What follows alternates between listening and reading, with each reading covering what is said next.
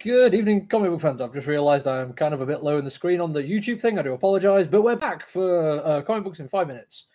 And starting with this week, Sacrament from AWA. And this one is very much leaning into the religion as a horror theme, and I'm not complaining about that.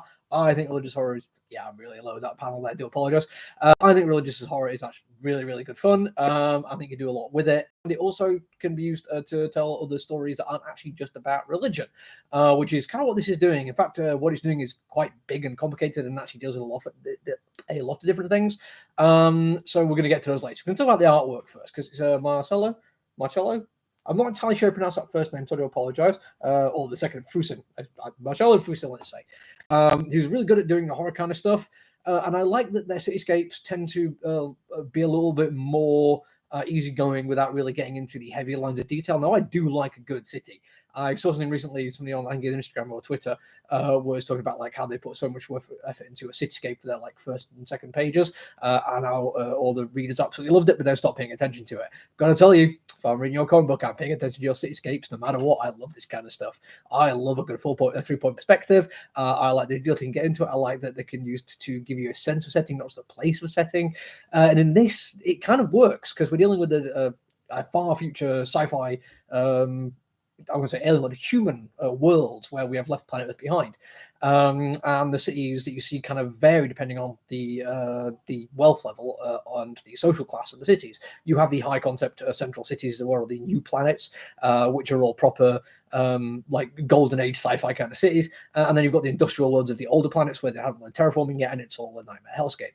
And it all works. It all does really well. I do kind of think that there's room for a bit more detail in his work, but he's clearly not worried about that. These are just a setting piece for him, and that's absolutely fine because what he's good at is doing horror, and it's very effective. There is some actual proper demonic stuff going on here. There's some hints of possession, but for the most part, you get the impression that the possession is just what it always has been, which is some other medical condition or some other external condition which has not been properly understood, and people just think it's religion because they don't know what else is going on.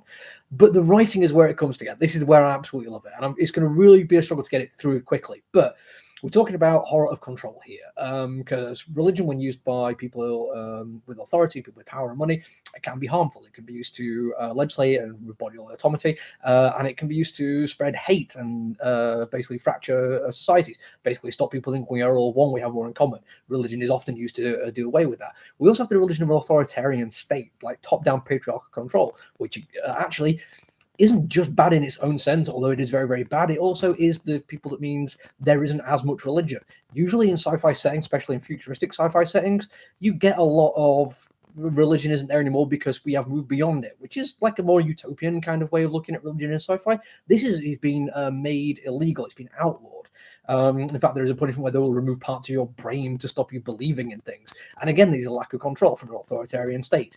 We also have the idea of religion as an addiction, in this case far more literal, rather than just being activities which are used in groupthink and produce dopamine when you want to. This is an actual thing that you can take a sacrament or transubstantiation and you literally get high from it, which is one of the few reasons why they managed to maintain this religion in a world, and worlds, shall I say, where it is outlawed with the threat of going to re-education camps and literally having partial lobotomies. Then we also have the control from an outside external force, which is real, or at least as real as far as we can tell. There is actual something supernatural going on, and the belief is that there is some alien creature that has been uncovered and has now led to people carrying out ghastly murders with religious overtones throughout. And that's where the story kind of starts. It is this idea that there is somebody doing these murders, and we have a priest who doesn't really believe anymore, doesn't actually believe anymore, who's famous for doing an exorcism that he can't remember it, and he's been called in as one of the few people who knows about religion anymore, like in the entire known world, to try and figure out what's happening, to see if there is a reason to connect the obvious religious iconography to an actual religion, or if it is an external sci-fi alien reason, or elder god reason, who knows. All this comes together in a way which is actually scary as well. For a horror comic book, I always say scariness needs to be a part of it, but not in the same way most people think movies are scary. This is scary because of how all these forms of social control are interwoven together, and how it frames the idea that in 1,000 years in the future, we are going to be living on countless worlds, and we are still going to be the whim of religion and patriarchal control, and the idea that being addicted to anything is something which should be looked down on and is criminalized rather than seen as a medical issue. All these aspects of control which people either willingly give up or are tricked into giving up still exist in this idealized, possibly utopic future. The fact that we may never move away from those things is genuinely scary, and it is a horror that I quite enjoy. And yeah, plus sci-fi murders.